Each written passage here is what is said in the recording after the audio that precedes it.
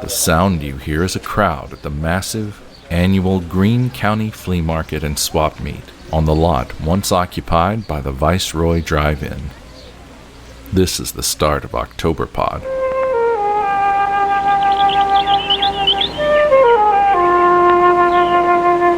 All that really remains of the old Viceroy is its big movie screen. Now, of course, it's rusty and neglected with a peeling, decade-old billboard for a clothing boutique called Rosie's Rag Patch plastered to it. A faded yard sign, "Re-elect Joe Butch Devlin, Greene County Sheriff," juts out of the tall grass just next to it. Folding tables laid out with antiques, treasures, and just plain junk from cellars all over the Tri-County region occupy spaces where families would go to watch a movie inside their car. A few of the old speaker posts remain, and the crackly Art Deco speakers are used to announce flash sales, children who've gotten separated from their parents, lost and found items, and raffle winners. Yet amidst all the haggling, the smells of fried dough from the churro truck, and the cries of toddlers who want a balloon, one can feel the ghosts of a bygone era moving silently like a breath of summer wind through the crowd. One doesn't need an opera house to have a phantom.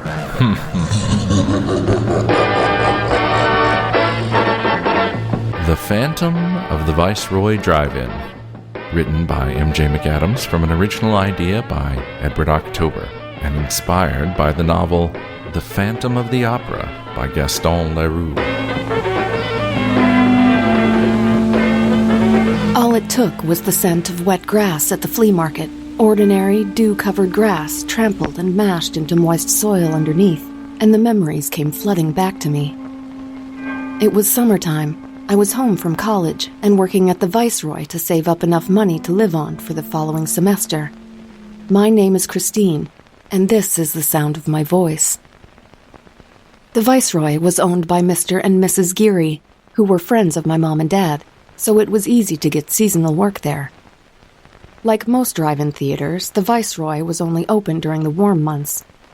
My summer break began sooner and lasted longer than Greene County schools, so the first and last week or two of my break, the drive-in was only open on weekends. But when all the little kiddies were back home from school, it was open every night, Tuesday through Sunday. Those were long, back-breaking nights. I worked concessions, like most of the help, and I remember slinging so much popcorn that sometimes I'd sit up in bed and bag imaginary popcorn in my sleep. It was pretty monotonous work. Well, until the Phantom appeared. He was our local boogeyman. Well, he was before Emilio Vasquez, but that's a different story. My name is Darcy, and this is the sound of my voice. Drive away your worries and cares at this historic drive-in, the Viceroy Drive-In Theater. Family owned and operated since 1954. We have a wonderful program lined up for you tonight, so relax in the comfort of your own vehicle and come back often. I was into my second week at the drive-in, the first time I saw him. Lucky me. The Viceroy was off the main highway, but it was just at the edge of town, and just a short walk away from a dense patch of woods. Growing up, I'd heard all sorts of crazy stories of what went on in those woods, and that summer, I found out that none of that changed. My name is Meg, and this is the sound of my voice. Christine and Darcy were my shift buddies. We'd be cutting up all through the intermission rush, and by the end of the night, we'd be covered in popcorn butter and powdered sugar from churros and funnel cakes. After our shift, when everyone had gone and we'd close up, the three of us would linger by our cars and hang out to shoot the shit. Employees parked away from the main lot in a grassy area just on the edge of the woods. Now let me be clear for a moment. Those woods were always crawling with more tails than the trees had leaves.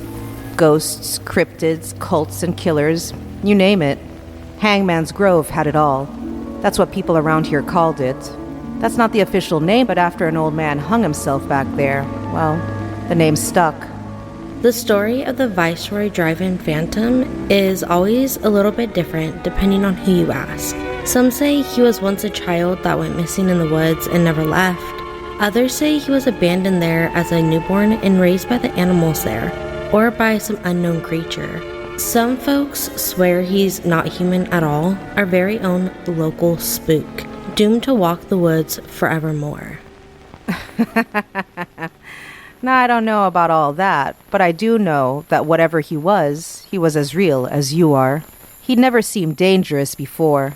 I always assumed he was some hermit or one of them homeless folk that set up camp in the woods. And if he was some sort of spirit, he was a mild poltergeist at best. He mostly just caused trouble. Snacks would disappear from the concession stand if it was left unattended. Lights would flicker. Stuff like that. Some people swore that a hand would go around knocking on car doors if the folks inside were making out. Then they would look around only to find no one was there.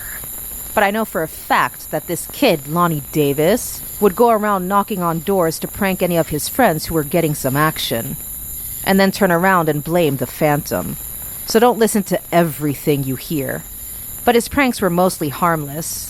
They called the law out multiple times, but the Phantom would vanish without a trace, so there wasn't much they could do. Finally, they hired Sheriff Devlin's son, Raoul, to work as a security guard and do patrols during the movies. He was a good guy, and he was the sheriff's kid, and he was big and fit, used to play football. But even with all that, I still don't know what they expected him to do about the Phantom. Most times, he just found excuses to hover around Christine. The co-owner was superstitious and thought that the Phantom was a ghost or a revenant or something. She started leaving offerings to appease him to make sure he wasn't too active. She'd leave care packages for him at the edge of the woods. Nothing crazy. Food from concession, magazines, books, or little trinkets she would find. They had this unspoken agreement that he would behave if these offerings kept being made. But after Christine started working with us, the Phantom began leaving roses. The biggest, reddest roses I've ever seen. He left one on Christine's old beat-up Ford before the end of her shift. Just a single rose each time. At first, I thought it was Raoul. He's always been sweet on her. But when I confronted him about it, he acted just as surprised as I was. Then, one night, we saw him. He was just standing there, staring at me with these dark, empty eyes. None of us had ever seen him before. He was taller than I expected and wore a long, shabby coat. His hair was slicked back, not a strand out of place. It was the neatest thing about him, but not the strangest. The strangest thing was the carved wooden mask that concealed the top half of his face, the golden paint chipping away around the edges. The painted face reminded me of those Greek theater masks we studied in school. Beautiful, but eerie. Unsettling, even. He was like a statue that came to life. No, not quite like a statue. Like a wooden totem. I had thought that Raoul was leaving me those pretty flowers. He knew roses were my favorite, and secretly I was hoping it was him. And then this oogie feeling of horror washed over me when I realized they weren't from him. Meg and I were leaving late one Saturday night. Darcy didn't work that shift. And as we reached the employee parking lot, I saw him. Looking back now, he had always been so careful not to be seen. But that night, it was different. That night, the Phantom wanted me to know that he was my admirer. I watched him place the pristine rose on the hood of my truck. He handled it as carefully as you'd handle an infant, and then he turned to meet my gaze. I was frozen where I stood. Meg was beside me, freaking out and rummaging through her bag for some mace, but the sound seemed muffled to me as I watched the Phantom, almost entranced by him. He put a finger to his lips, gave a low bow, and vanished. I must have stared at that rose all night when I got home, though at the time, I couldn't quite say why. My name is Raoul Devlin, and this is the sound of my voice. We moved here from Charleston when I was in 5th grade. I went to school with all them VICEROY girls, and even then there were stories about the Phantom. He was known as the Phantom of Hangman's Grove until he took a liking to Christine. And that was the first time I ever found him frightening. Attention lovebirds. The management would like me to remind you that and or engaging in any acts of are strictly prohibited. Lewd behavior and explicit displays of affection will not be tolerated. Enough said. He killed Carlotta Hernandez. I know that. I didn't want to admit it at the time, but who would? No one wants to be the reason that someone gets hurt, let alone murdered. I know what people said, what they will say, but I never asked him to do it. I mean, she was a bitch to me, but she was still a human being. She still was someone's mother, and she was still someone's little girl. Carlotta, everyone called her Lottie, was a mean girl. She bullied me back in high school, and she hadn't changed much as an adult. I'll admit that when I found out she worked at the drive-in, I almost turned down the job. But college is expensive, and living isn't much cheaper. So, I learned to tolerate her. She did everything she could to make me miserable there. It was like being 14 all over again. She'd yell and nag at me, leaving me with the dirtiest jobs to do. Gossip about me with regulars and start nasty rumors that made the locals give me a never-ending supply of dirty looks. Then one night, she took things a little too far.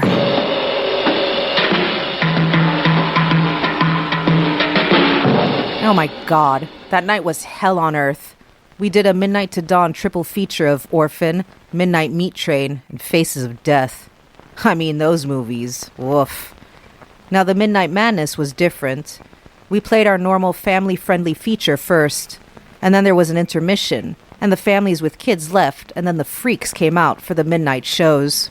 Mr. and Mrs. Geary ran the box office and the projector during the family feature.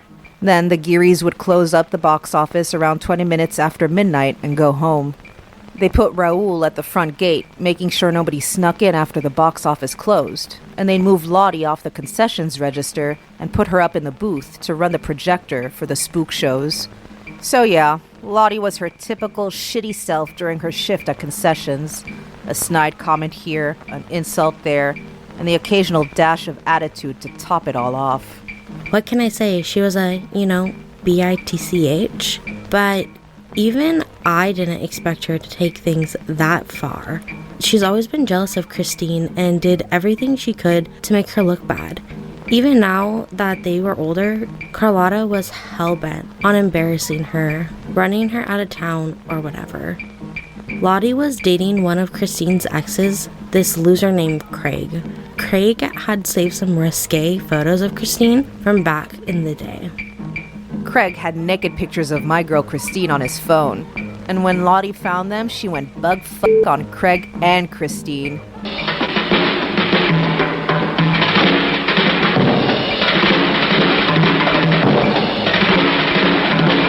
So of course, that night goes on as usual, except when the previews before Orphan start rolling, the show cuts off without warning. The only reason Christine and I noticed was because everybody started hollering from inside their cars and flashing their lights and blowing their horns.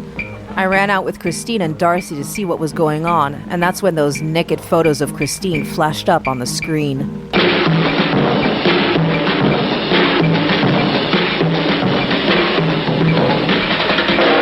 As you can imagine, the unruly crowd started whistling and shouting some pretty crude stuff.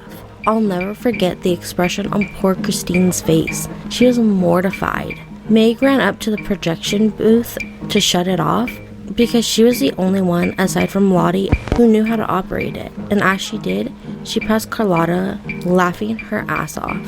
She shoved her out of the way, and Lottie spilled her slush puppy all over the front of her shirt.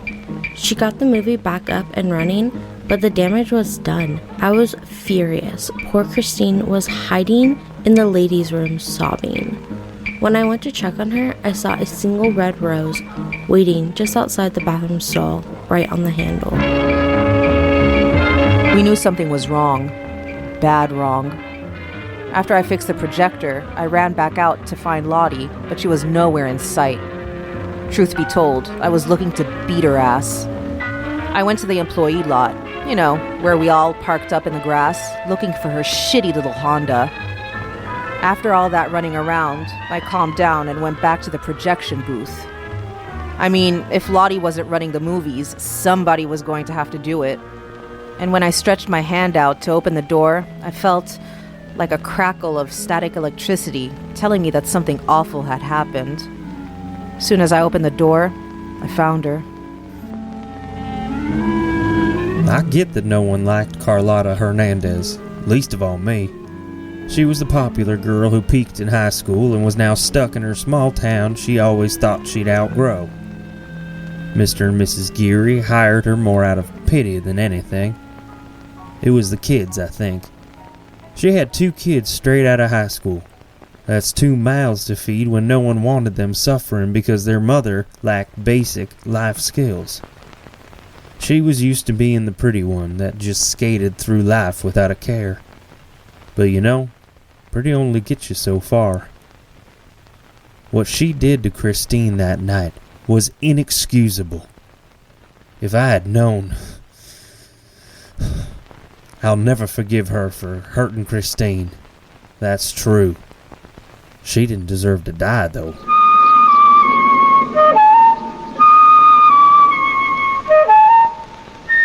I had been hanging out at the front gate in the box office and was just about to head up to the concession stand when Darcy ran down to get me. When I got up the hill, I saw Meg frantically pacing by the stairs to the projection room. At first, I couldn't get a coherent word out of her. She was in shock.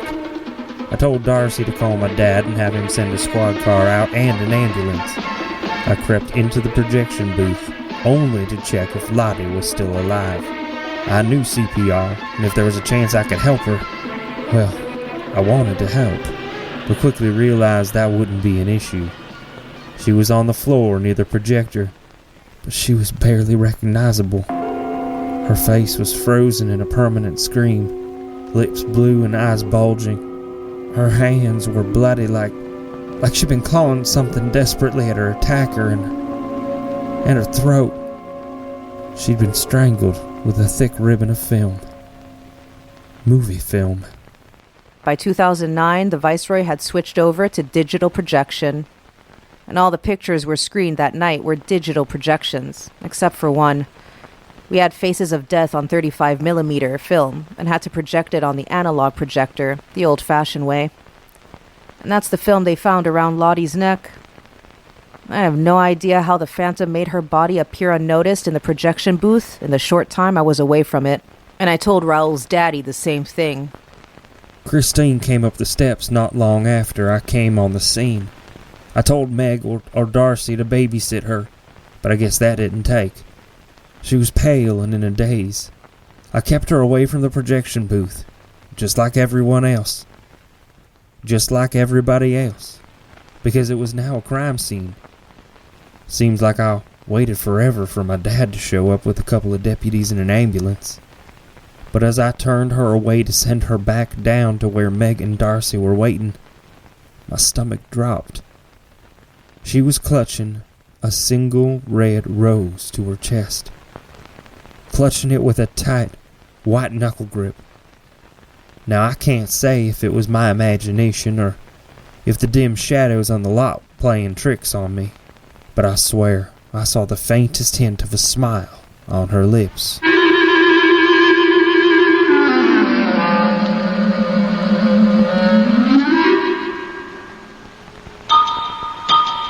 It was just awful. Lottie made my life hell whenever she could, but no one deserves to die like that. Though, and I know this is horrible to say, I don't miss her. I know it's not right, but it's the truth. Raul drove me home that night. I was staying with Mom and Dad during the break, but they were away on a long cruise and I didn't want to be alone, so Raul stayed with me. We talked and watched movies. He tried to make me laugh, and even made eggs when the sun came up. He was always the sweetest. I felt safer with him than ever, and I was truly thankful to have Raul with me. But here's the thing. I never felt as though I was in danger. I felt shitty, yes, but afraid for my own safety? Not really. The phantom scared me at first, but I soon realized that I should be the last person worried about him. Everything he did was for me. He was like my guardian angel in a sort of twisted way. Anyways, the theater was closed for a little over a week for the investigation, and out of respect for Lottie's family. No new evidence was ever found except a bit of blood, some fingerprints that didn't match any records, and a few slim flakes of gold paint, just like the Phantom's mask. Everyone suspected it was the Phantom after all, though most wouldn't say it out loud. But they didn't have to.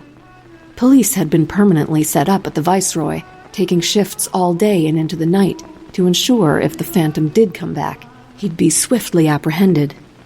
Sheriff Devlin encouraged Mrs. Geary to keep leaving him her little offerings to try and bait him. But he never came. He was much too smart for that. Time went on, and soon Raoul and I started going out again. My parents had planned to be away for the rest of the summer, and, he started staying over more frequently. Things started going back to normal around town, and Raoul became my new normal. We even started talking about moving in together after I graduated. But then I saw the Phantom one last time. Let the light of His perfect love shine upon you and your family. Vista Del Rey Bible College invites you to worship at the church of your choice this Sunday. Things were okay again, and none of us ever saw that night coming. There hadn't been any more strange incidents at the Viceroy since the night Lottie was murdered. Mrs. Geary didn't bother with her offerings anymore, and new tales of local ghosts and ghouls took the Phantom's place. There were even some sick fucks who now said that Lottie's ghost was now haunting the drive-in, and her not even cold in her grave yet. What is wrong with people? A new guy was hired to replace Lottie for the remainder of the summer. So I worked the concessions register with Christine, Darcy, and the new guy made snacks. Sheriff's deputies stopped patrolling the grounds after about 2 weeks, so we were back to just having Raoul again. It was a double feature night. Our top billed picture for the night was G.I. Joe, Rise of Cobra, and Drag Me to Hell was the second feature. Business was steady. It was probably going to be our last busy weekend before school started back up. Then, sometime after 11, around the intermissions, the power completely went out. Everything was pitch black. Even the street lamps on the highway had gone out. Like the whole grid we were on went down. People started honking their horns and switching on their headlights. Some wise guys kept flashing their high beams. There weren't a lot of windows in the concession stand, so even then it was ridiculously dark. Raoul tried his best to keep everyone calm, but he was just pissing in the wind. That crowd, especially since it was a crowd jazzed up to see a horror picture next, got wild. I called out to Christine, who had been right beside me before the power outage, but got no response. Then Darcy and the new kid started calling for her. Raoul's spidey sense must have tingled because he busted in with his daddy's police flashlight and froze when he saw his girl was missing. And then we saw, sitting on the counter next to the bag of popcorn that Christine had just filled, a single red rose. I yelled at someone to call the sheriff's office and then took off running to where Christine's car was parked.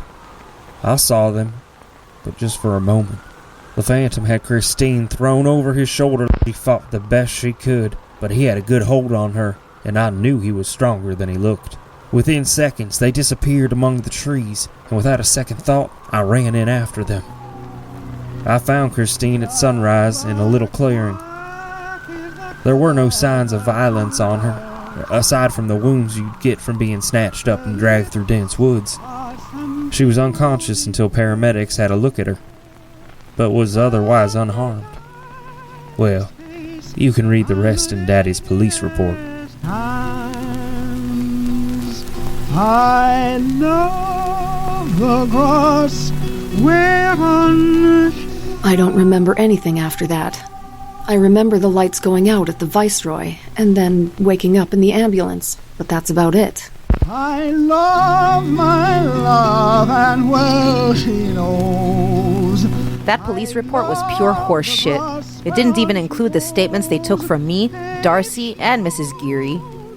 It didn't happen the way that the Honorable Sheriff Joe Butch Devlin would have us all believe. I don't remember where the Phantom took me, or what happened when we got there, but I began to have strange dreams about him for weeks after that. Well, they haven't stopped, the dreams. They've just become a lot less frequent. In the dream, he was unchanged from the last time I saw him. Same patchwork coat, same slicked-back hair, and same rough-hewn wooden mask spray-painted golden to reveal only the lower half of his weathered face.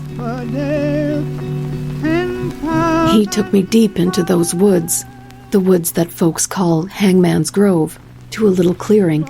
After finding Christine in the woods, rumor has it the sheriff was so pissed off that he rounded up some deputies and other concerned citizens to do some extrajudicial manhunt for the Phantom. He rounded up an old-time posse of off-duty cops, truck drivers, and farmhands to find the Phantom and lynch his ass. Can you believe that shit? That police are doing that in the 21st century? The Phantom had a little nest there, a campsite, I suppose. There were several tarps and canvas sheets strung out and tied to trees to form a tent of sorts. In the dream, the Phantom had covered it with pine boughs to camouflage it. There was a crude religious altar, a shrine of sorts, all made up from whatever he could find in the forest. Twigs, roots, vines, and whatever trash he could scavenge from the Viceroy, including Mrs. Geary's offerings. Voodoo shit. He made all these weird voodoo dolls and shit out of drive-in movie theater trash to do some kind of weird devil worship ceremonies with it. He showed me every detail of his altar, objects that were sacred to him. And then he spoke to me in my dream. He couldn't speak. Not really. Not English anyways. They say he could only mumble words in this made-up language because he never lived around people. Like that one Jodie Foster movie? He was feral, like a caveman. He said, "I have waited lifetimes to find you." He pointed to the altar, and now I could see a figurine whittled from a chunk of pine, about the size of a baby doll. And he would cradle it in his arms like a baby. And then he passed it to me, and I also held it like a baby. Here, in the crook of my arm. The Phantom didn't say what it was, but my dream self knew it was a demon, or a goddess. The longer I looked at her, the more she would resemble me. Sometimes I'd dream this dream, and she'd always look like me, and other times she'd always look like the demon goddess. My whole self was staring back at me in the guise of a monster. Her horns twisted and spiraled like a jagged crown atop her head. And when she wasn't being held, we'd place her in a bed of rose petals. Roses, like the gifts he would leave for me. She had a tail, like a rat's tail, and her claws held what looked like a skull and a sword. And then they beat him and made him watch while they burned all of his shit to the ground. I would ask the Phantom in my dreams why the figurine looked like me. He took my hands, and as I looked into his eyes, I realized they weren't just dark. They were as black as the woods around us, inhuman and otherworldly, eyes that contained an empty cosmos. He spoke to me with a deep voice, an ancient voice, and he would say, "You are the mother of the apocalypse, the bringer of a new age, and together we will finally bring this world to its knees, just as we would have done in elder days.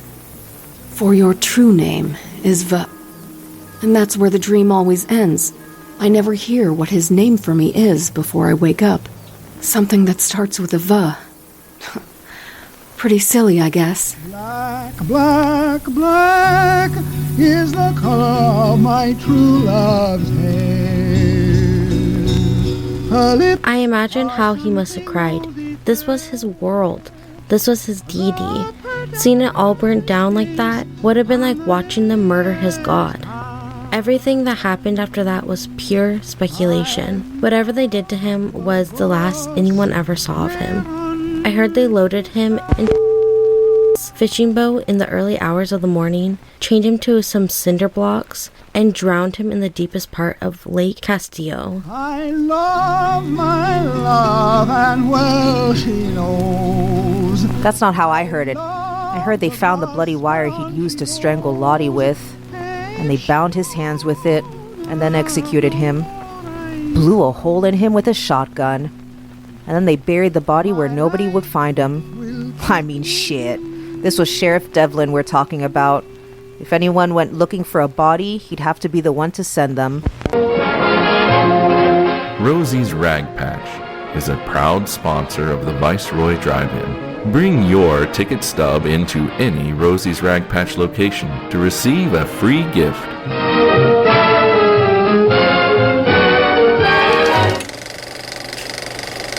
The town got back to normal.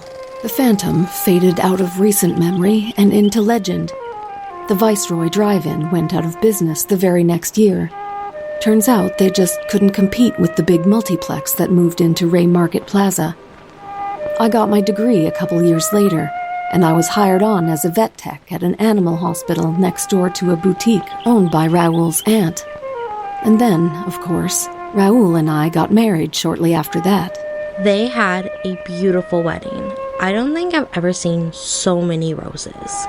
Last summer, I was out for a little hike, and I decided to walk out towards Hangman's Grove. The trees out there were just as dense as ever. Then I came across this odd little clearing, like the Phantom's nest from my dreams. I sat on an old stump to do a sketch in a little notebook I'd brought with me. And then I saw it, jutting out from the ground like an old tree root. I don't see Christine and Raoul much these days. I mean, I see them around town and we say hi, but it's not like we were ever close friends after that summer. She and Raoul have been married for a while now. They seem happy, but I hear they've been trying to have kids for a while now and, well, they've had a hard time with it. I guess that lost clearing isn't lost at all. I'm just the only one who seems allowed to find it, just as I was allowed to find this figurine in the ground. It's the one from the shrine, the one from my dream, and she's still smiling that evil smile, terrible and beautiful as a siren. Raoul doesn't know it, but I keep her in a little hat box under the bed. Some nights, she whispers to me in my sleep, whispers my name, whispers her name for me. But I can never make it out, just the V sound at the beginning. That was about 14 or 15 weeks ago. I guess this is as good of a place to announce it as any. We just found out that Christine and I are finally getting to have a baby. We are very excited to be parents. We already have names picked out. If it's a boy, we're going to name him Eric, after her grandfather. If it's a girl, we're going to name her Rose, after my Aunt Rosie. I'll suffer death 10,000 times. Yum, yum. Sizzling hot dogs, topped with Castleberry's chili, now being served at the snack bar.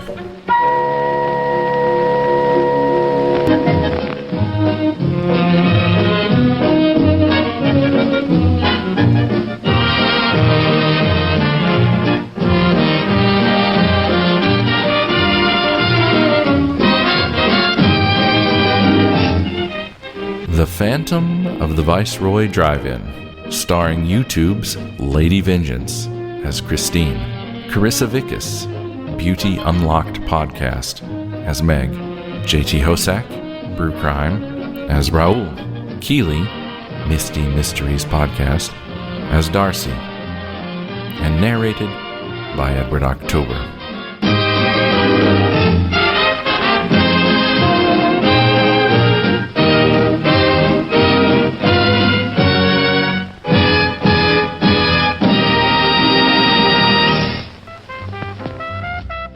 Our retro horror double feature is just getting started. Why not stand up and have a good stretch? Maybe grab a refill of popcorn, because our next story, The Ghosts of Pluto, begins after this brief intermission. Pluto, monolith of ice, wreathed by natural satellites, and drifting in a sea of planetoids within the Kuiper Belt. Remote as it is, Pluto serves as an important, if obscure, hub of science and commerce in the middle 23rd century. Earth, once the azure jewel of the solar system and the birthplace of all humanity, is dead. But humanity lives on, spreading its seed to new worlds across this tiny corner of a vast galaxy. Ships bound for colonies on Mars, Europa, and Titan depart from the domed terra farms that dot Pluto's glassy landscape, heavy laden with human or mineral cargo. All ships must pass inspection from one of Her Majesty's transit stations. Most transit stations orbit the planet itself, but some, the ones which oversee the least traveled shipping routes, are found on the surface of Pluto's largest moon. The sound you hear is the homing beacon from the most remote transit station in Her Majesty's spacing service. This is the start of Octoberpod. The Ghosts of Pluto, written by M.J. McAdams, from an original idea by Edward October.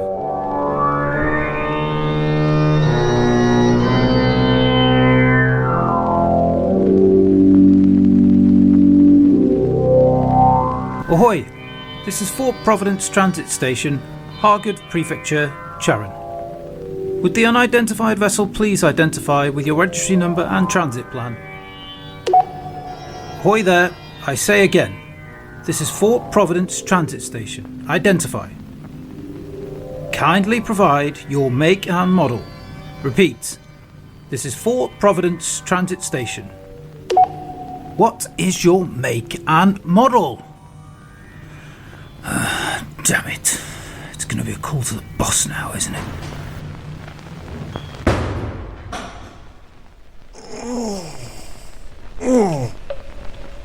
Do you reckon that there are any regulations against a mate and a station master being lovers? Only about 100. But last I checked, our relief crew is still months away. Until then, you're all mine, darling boy. Besides, what else do they expect us to do on this bloody rock? Poor Paxton. Stuck here with the two of us and no one here of his own to play with. Poor Paxton, my eye. He's got a wife and children waiting for him in a terra farm somewhere on Titan. No, blimey, 3 children. Ever been quarantined with 3 screaming infants inside one of those domes? Believe me, lad, Paxton chose this post for the solitude. Let me tell you something about poor Paxton. Speak of the devil. And the devil appears.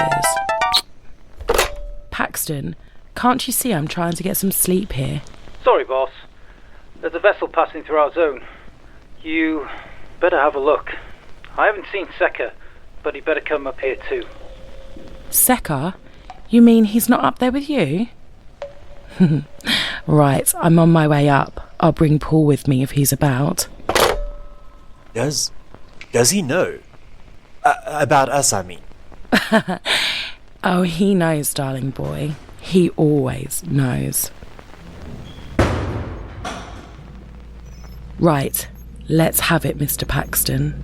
Well, boss, there's a large vessel that appears to be in transit towards the inner colonies. Possibly Mars.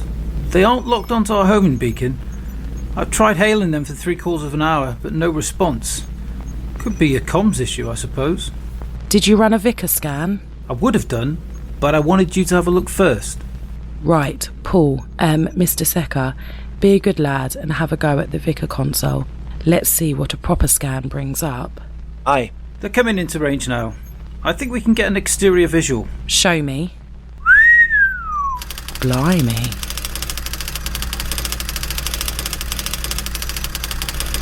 Vessel, identification, codes, and registry ready to commence scan. No vessel identified. Ready to commence additional scans. My ping hit it dead on. God knows it's big enough. There's no registry for that ship. No, there wouldn't be any registry for it. Because that's no ship.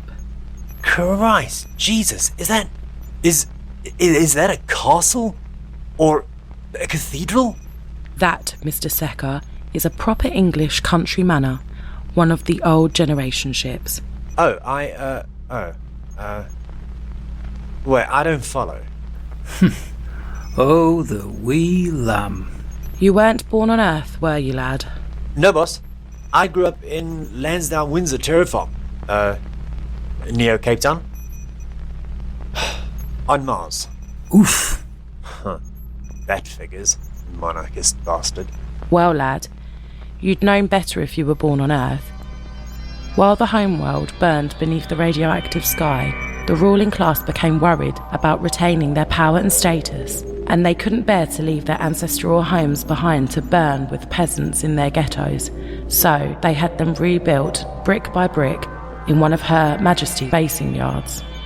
They outfitted them with dolly engines to take them to rich colonies on Titan with acres enough to feed several families for generations. The last of the great houses left Earth on Christmas Day 2256, but not all of them arrived at their desired colonies. Many were destroyed, no doubt. Enough shite floating out there to smash shut a fragile bauble. But legend has it, some are still floating about the cosmos, adrift, like the Flying Dutchman. What the bloody hell is a Flying Dutchman? All right, you lot, back to it. Now, protocol states that we could do with some help from the Royal Fleet. Paxton, what ships are about? The Jubilee and the Horace Peabody. HMS Jubilee is busy with the cholera outbreak on Pluto, and HMS Peabody isn't due to be in comms range for at least another 3 days. What about Piety? Still under strict quarantine. Cholera. A proper charnel house, that one. Damn. As shock is best absorbed with the knees bent, so too is a difficult problem best digested over a cup of tea. Secker puts a kettle on, and soon the crew of 3 are nibbling on stale biscuits and sipping a dank ration of Irish breakfast. Courtly mulls over the problem of the great house floating in space. After some discussion, it is decided that one of them should shuttle over and board the non-responsive vessel. Once aboard, troubleshooting any comms issues may commence. In any event, they resolve that this house cannot be allowed to traverse a path to the inner colonies, as Courtly suspects it carries cholera with it. Courtly orders Paxton to stay behind and monitor comms. Being the only other skilled hand at conducting landing parties, Courtly volunteers to shuttle over. Secker, being in love with Courtly, disobeys a direct order from his station masters and insists on accompanying her in the shuttle. You could be ambushed, captured, killed even. Maybe worse. No, I'm sorry. I cannot allow this to happen. You both know I'm That's a very lovely sentiment and very prettily spoken, darling boy. But I'm full grown, and the fact of the matter is, Paxton, you will only slow me down. Tell her she's... Don't have me court-martial you over this frivolity. Though both Courtly and Paxton clearly see the flicker of fear in Secker's eyes, it is almost completely masked by a raw determination, brows furrowed, standing as still and steadfast as a tin soldier on a child's bookshelf. They both realize there's no time to argue with their junior-most crewman. Paxton merely shakes his head and turns back to the Vicar console. Courtly sighs and gives her plaything a little shove in the direction of the shuttle bay to begin their descent to the generation ship called Twilight House. Paxton watches carefully from his monitor bank as the shuttle docks just inside the Terrasphere's first gate.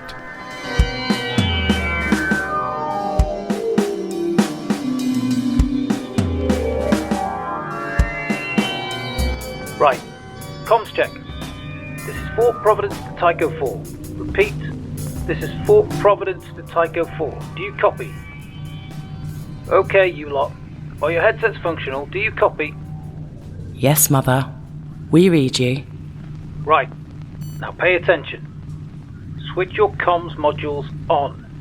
I want electronic eyes and ears monitoring you every step of the way.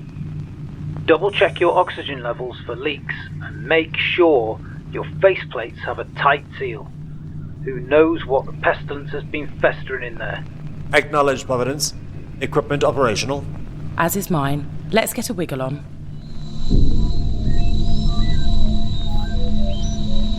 The two descend into the heart of the oxygen-rich section of the generation ship's terrasphere. The once immaculate rose gardens are now a gray ruin of blight and decay. The stately country manor, Twilight House, loomed over them as they approached. A shiver wriggled down Paxton's spine the moment they crossed its disused threshold. Whoa! Looks like a proper horror show. Radiation levels are good enough. For now. Courtly slowly pushes the manor door open to reveal the foyer beyond. Inside, all is dark and silent. A rush of foul air flies past them, forcing them to take a few steps back. That, darling boy, was a gas pocket. Who knows how long these things have been rotting in this place? I'm sure that's not the last one we'll encounter. Funny. Didn't read like a gas pocket on my instrument panel. Right. Switch your electronic eyes to low light setting. I'll continue to monitor on my end. How comforting. Switching to low light setting. Green light from the electronic eye on the landing party comms units flood Paxton's monitors, revealing the pageant of atrocity laid out before them. Corpses. Corpses littering the foyer and beyond, twisted in attitudes of mute agony, ravaged by time until little but dust and bone remain. Getting all this, are you, Paxton? Affirmative. This doesn't look like cholera to me, boss. Let's turn back. We'll regroup with Paxton and alert the proper agencies. Oh, make no mistake, darling boy. We are the proper agency. Leastwise, we are the only agency likely to respond, unless the Jubilee or one of the other big ships hails us to offer assistance. We are all there is, I'm afraid. Right, as I see it, we are duty-bound to perform a courtesy sweep to risk assess. After that, I reckon we have done our part and could shuttle home to Mother. Kindly refrain from calling me Mother. Paxton watches from the monitors as the two journey deeper into the darkness of Twilight House. It is a world out of time, a fossil encased in amber. Its rotting tapestries and dust-shrouded antiquities stand guard in this fetid shrine to a dead world. An ancient clock glowers down at them, its hands forever frozen in the past. There's a break in Paxton's broadcast signal. Was that a shadow passing in front of Courtly? He checks his instruments. Everything's in order. The signal snaps back to full clarity. He sees Courtly staring into an antique mirror in a gilded frame. And then Paxton catches sight of the thing behind Courtly. She turns to see the glowing spectral form only steps behind her. Her comms unit fails, and her presence on Paxton's monitor snaps to static. Paxton turns to the monitor, broadcasting Secker's visual. Paxton and Secker watch helplessly as the creature cracks open Courtly's helmet like an oyster shell. Courtly's terrified, gasping face fills the monitor. No. Her limbs twist and crack as the creature wriggles and is absorbed within her body, writhing this way and that as it takes ownership of her flesh. Courtly chokes on blood and on blue light waves burbling up from her esophagus and spilling down her lips. Her eyes are vacant, empty, filled with the eerie light. Her lips twist into a bloody smile. Jesus. Oh, Jesus Christ. There's a plague. No, not cholera. Jesus. Worse than that. Ah! Paxton, what do I do? She's coming towards me. I don't think... She's not herself anymore. What is happening? Run, damn it! Get back to the bloody shuttle! Paxton can only see a chaotic, bouncing image as Secker runs for his life. When Secker pauses for a moment, he sees, only for an instant, a sea of those ghostly wraiths blocking Secker's exit. He whirls, makes for the grand staircase, and, even though Paxton cannot see, the wraiths give chase. I'm trapped. I can't get out. Keep running, lad. Get as high as you can. Deep breaths. Listen to me. There's simulated Earth-like gravity throughout that house, but it weakens the farther you get from the centre of the estate. If you can make it to the roof, you'll find a pocket of zero gravity. Perhaps you can ride that zero-G out of the house and onto the shuttle bay. That sounds pretty fucking doof, but I'll try.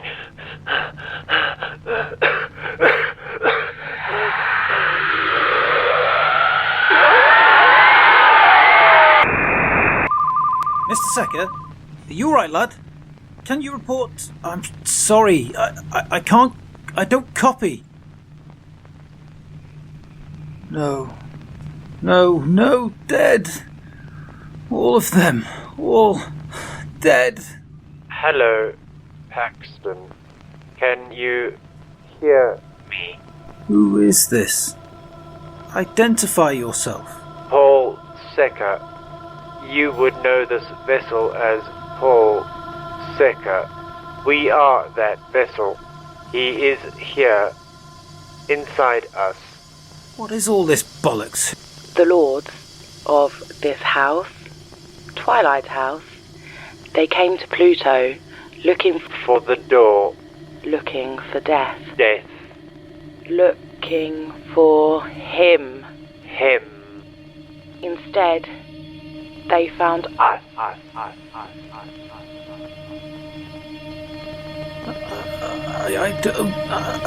don't understand. Join with us. We join with your kind. We spread to the stars. Find the door with us. Find him. Death to the stars. Death to stars. Death to the stars. Death to the stars. Damn it all. Unauthorized entry in shuttlecraft. Tycho 4. No! Wraiths! Dozens of them! Entering the shuttle! No, this can't! Unauthorized flight plan initiated. Tycho 4. Flight plan, what is the heading? Heading, Fort Providence. Arriving at Shuttle Bay Alpha in 138 minutes. 38 minutes.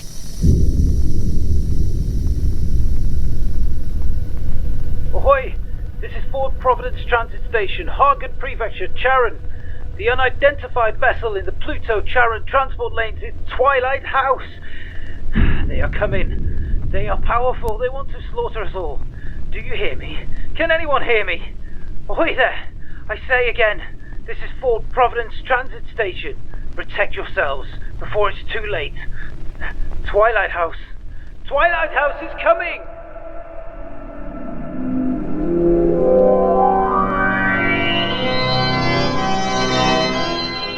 The Ghosts of Pluto, starring Adam Turner, Diabolical Podcast, as Paxton, Tash, Spine Chillers and Serial Killers Podcast, as Courtly, and N.J. Horkaby, Crime Most Queer Podcast, in the role of Paul Secker. Guest vocals by J.T. Hosack, Brew Crime Podcast, as the voice of Vicar, narrated by Edward October. You have been listening to Octoberpod. Octoberpod is produced, edited, and directed by Edward October. The series co-producer is MJ McAdams. Select music cues by Dr. Dreamchip and various sound effects courtesy of freesound.org. Subscribe to our YouTube channel, Octoberpod Home Video, to get new videos on the last Tuesday of each month, or listen to Oktoberpod AM bi-weekly wherever you get podcasts. Follow us on Twitter and Instagram at OctoberpodVHS, on TikTok at Octoberpod, or, God help us, on Pinterest at Octoberpod. Shop for Octoberpod gifts and apparel at our Spreadshirt merch shop, Octoberpod Outfitters. You can find us and all of our links on the World Wide Web at OctoberpodVHS.com. The man who spoke to you was Mr. Edward October.